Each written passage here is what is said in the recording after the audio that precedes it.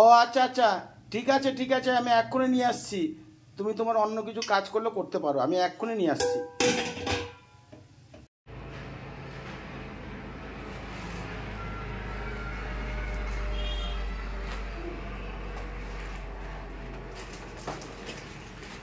কি গো, কোথায় গেলে?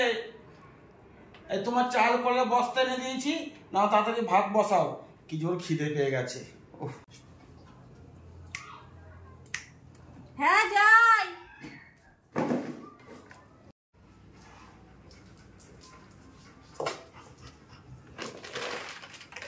কি করে